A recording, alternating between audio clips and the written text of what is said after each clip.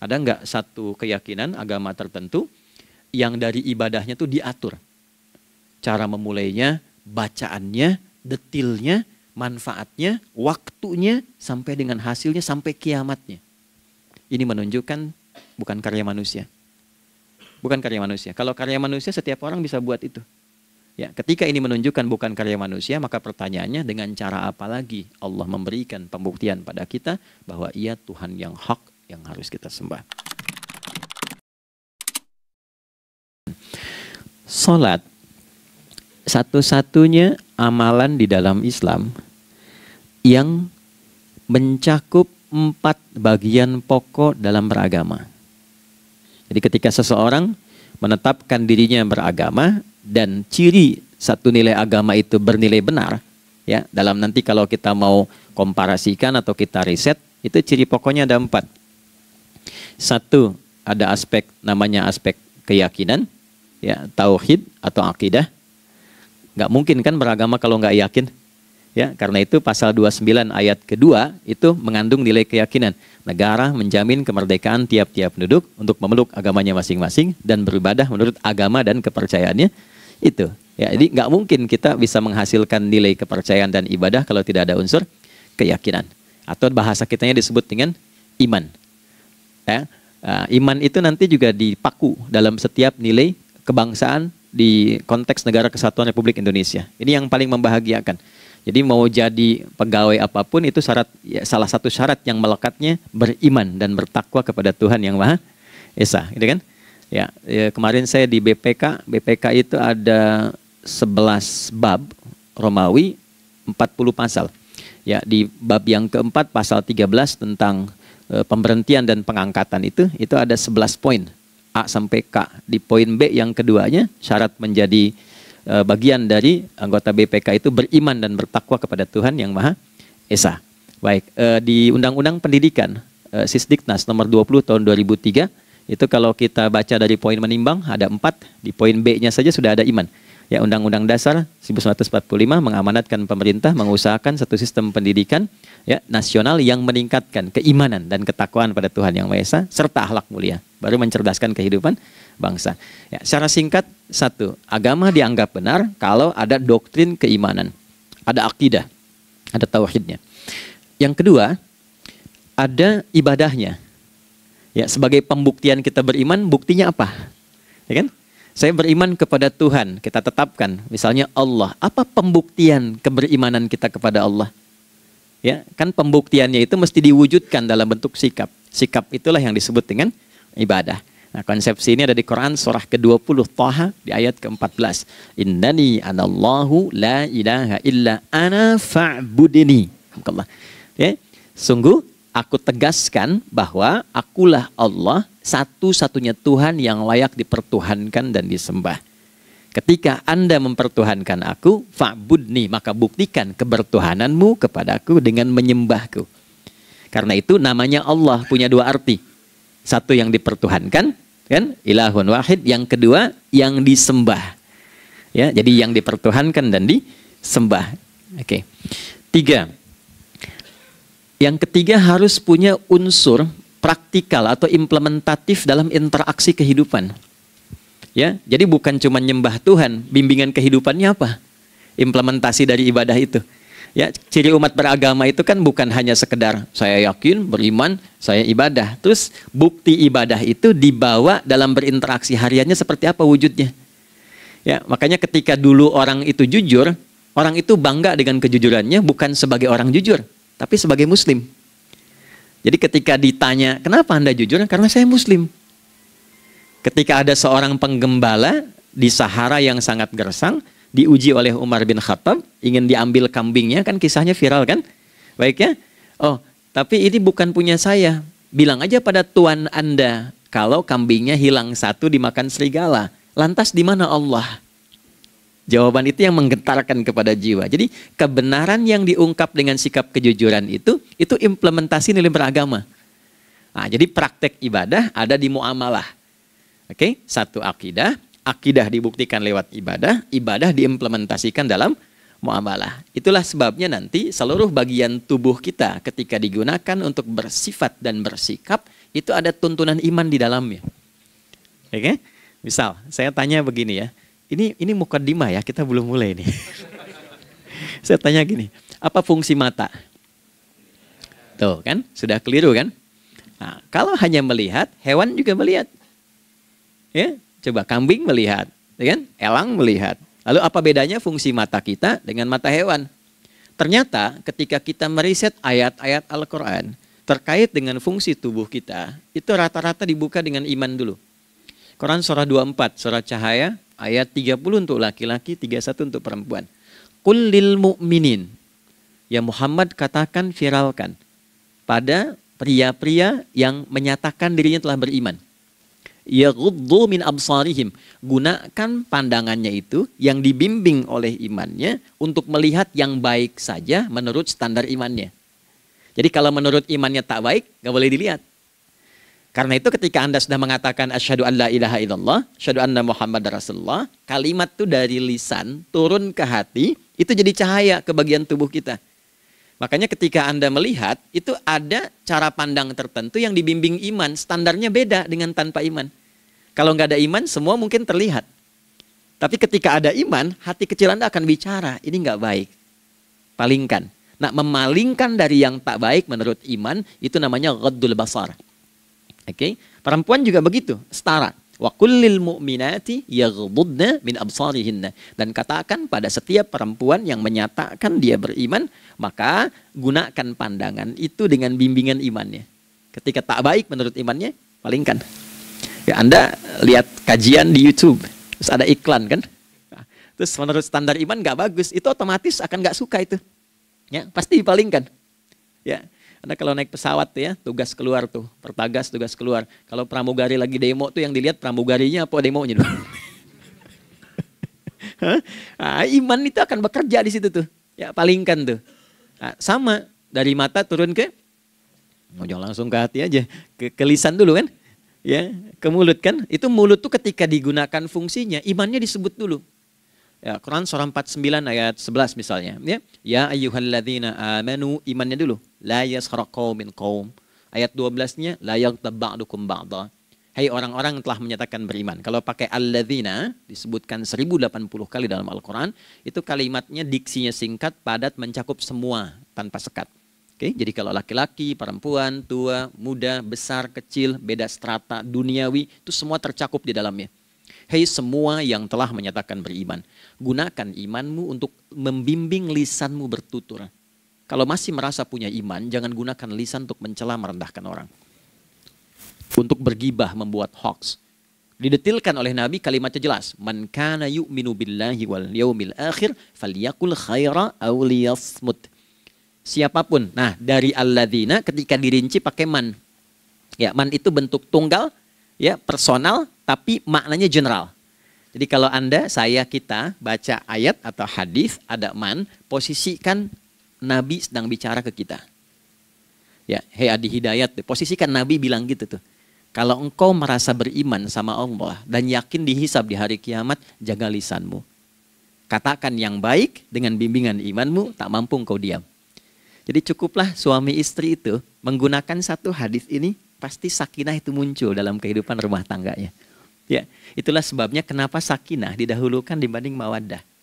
Hati-hati ya, Mbak, walaupun namanya sakinah nggak ada ini nggak akan datang tuh ketenangan tuh. Ya, ada yang tahu nggak rahasianya? Kenapa sakinah duluan dibanding mawaddah? Ya, 5 juta. Ya, waktu habis karena padat sekali. Maddah jamaknya mawaddah, rasa kasih yang tumbuh dari pemberian materi. Jadi kalau rumah tangga itu ingin cenderung pada kebahagiaan, boleh berbagi dengan materi. Ya, istri cemberut, ya Anda datang dengan senyuman, sayang, kenapa? Ya, ini emas 2 kilo, ya. Nah itu pasti sehat lagi tuh. Ya, itu mawaddah. Tapi maaf, walaupun Anda mapan bekerja, harta cukup melimpah, ruah, tapi tidak ada ketenangan di rumah tangga, tidak ada sakinah, maka hampa kehidupan rumah tangga itu. Itulah sebabnya kenapa di Quran sakinah lebih dulu dibandingkan dengan mawaddah. Saya tanya ibu deh, ibu pilih mana? Kaya tapi gelisah atau miskin tapi tenang? Oke. Saya paham itu. Saya paham. Suami juga sepakat semuanya. Ya, artinya apa? Kita nggak bisa menghilangkan unsur ketenangan. Oke, itu hanya pembuktian argumentatif ya, supaya kajiannya lebih kepada argumen. Jadi ada akidah terkorelasi dengan ibadah, implementasinya di aspek muamalah. Nah, nanti cara bermuamalahnya diatur lewat akhlak namanya. Bagaimana bermuamalah yang baik? Kan Anda, maaf ya, berekspresi kepada pimpinan dengan kawan kan berbeda. Oke, kepada orang tua dengan anak kan lain. Nah, yang mengatur interaksi kita sehingga terjalin harmoni yang baik, itulah yang disebut dengan akhlak. Nah, 4 poin inilah yang menjadi inti dakwah Nabi SAW ketika diutus oleh Allah Subhanahu wa Ta'ala. Memastikan 4 ini bisa optimal kita lakukan dalam kehidupan. Bonusnya yang kelima, selalu meningkatkan inovasi sehingga selalu mendapatkan hal baru dalam kehidupan. 5 ini digabungkan di Quran surah kedua Al-Baqarah di ayat 151. Kama arsalna fikum rasulam minkum yatslu alaikum ayatina. 1. Oke, wa yuzakkikum. 2. Akhlak. Wa yuallimukumul kitaba. 3. Wal hikmah. 4. 5. Wa yuallimukum ma lam takunu ta'lamun. Kelima-limanya ini digambarkanlah dalam bentuk ibadah yang melatih kita sebagai pondasi awal menuju dan memantapkan 5 hal ini, yaitu sholat.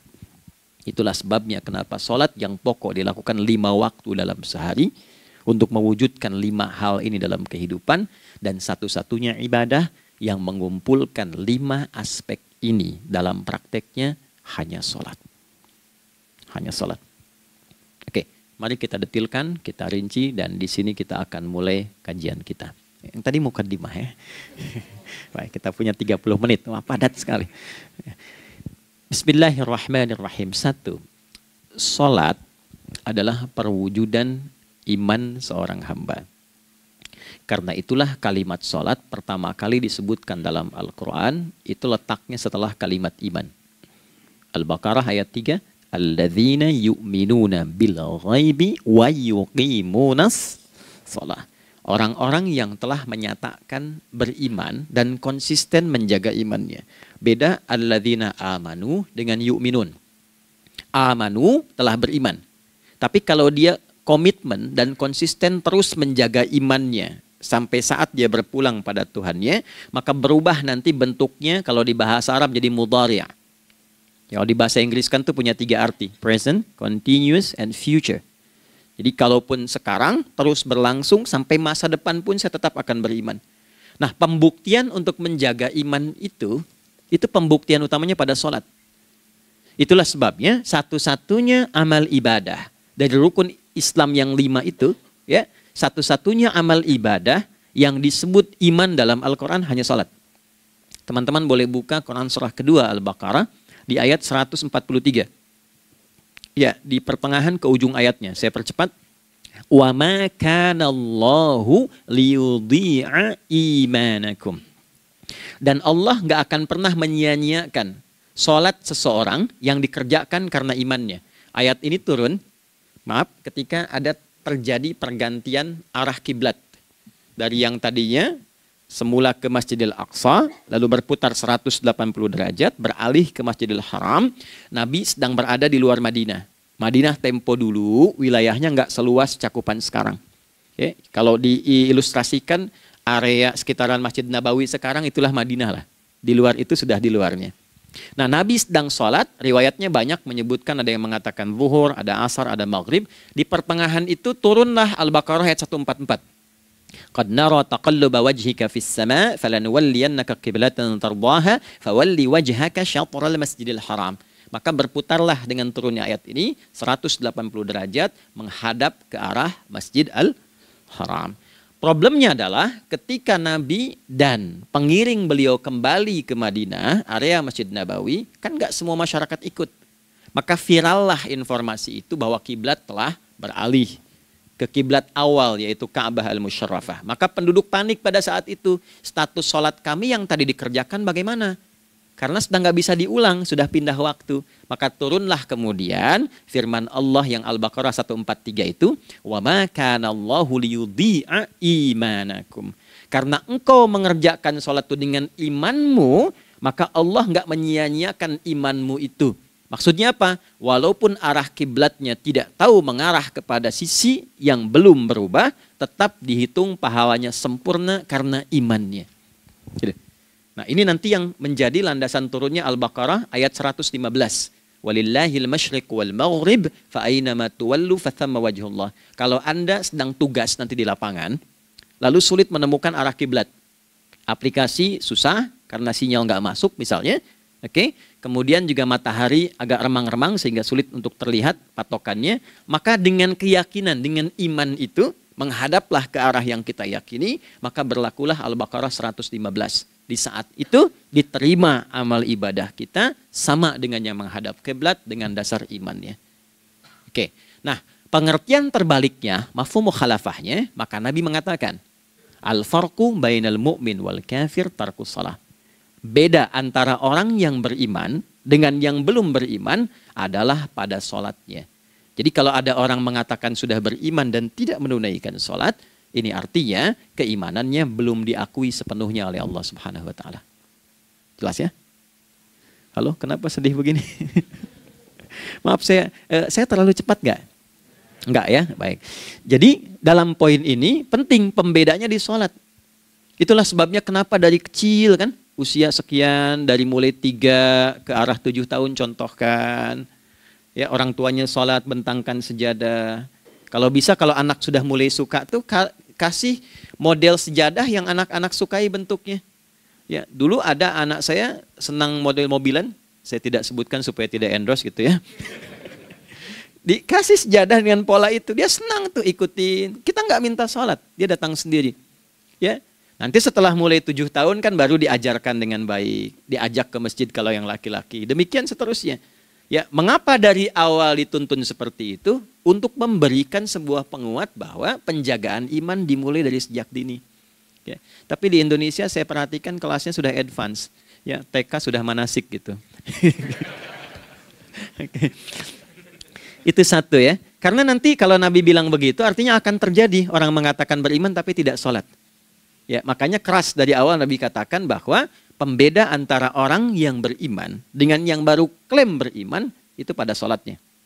Ya, pada sholatnya. Mengerjakan sholat maka sah status imannya, tidak menunaikan sholat maka bermasalah imannya. Itu poin yang pertama. Yang kedua teman-teman sekalian, ibadah. Kita lanjut ya. Sholat adalah bagian pokok terpenting dari ibadah. Nah, di sini kita akan mulai membuka sedikit rahasia terkait dengan aspek ibadah ini. Teman-teman sekalian, ternyata sholat ini ketika oleh Allah diturunkan dalam Al-Quran, dalam konteks penunaian ibadah, bukan berarti hanya mengkoneksikan atau mengkorelasikan hubungannya dengan iman saja, bukan. Karena saya beriman, saya buktikan ibadah nyembah Allah lewat sholat. Dalilnya Quran surah ke-20 ayat 14. Innani anallah la ilaha illa ana. Aku tegaskan akulah Allah, nggak ada Tuhan yang layak dipertuhankan dan disembah kecuali saya. Fa'budni, kalau Anda telah menyatakan beriman padaku, buktikan keberimananmu dengan menyembah saya dalam ibadah. Bentuknya bagaimana ya Allah? Teruskan ayatnya. Wa aqimis sholata. Tunaikan sholat sebagai bukti ibadah. Itu li dzikri, sebagai zikir kepadaku. Jadi korelasi antara ibadah dengan iman, sudah kita sebutkan dalilnya. Sekarang ibadahnya tersendiri ketika ditunaikan, apa manfaat dari ibadah itu? Mengapa mesti ada 5 waktu? Dan apa turunan manfaatnya dalam kehidupan kita? Kalau kita mengerjakan itu, dampaknya kepada kehidupan kita apa? Nah, inilah indahnya di dalam Islam, dijelaskan dalilnya, diberikan contohnya, diberikan alasannya, dan yang paling indah, diberikan penjelasan dengan detail tentang manfaat-manfaatnya. Ini tidak ditemukan di dalam konsep keyakinan manapun. Kalau teman-teman boleh mau riset silahkan. Ada nggak satu keyakinan agama tertentu yang dari ibadahnya tuh diatur? Cara memulainya, bacaannya, detailnya, manfaatnya, waktunya, sampai dengan hasilnya, sampai kiamatnya. Ini menunjukkan bukan karya manusia. Bukan karya manusia. Kalau karya manusia setiap orang bisa buat itu.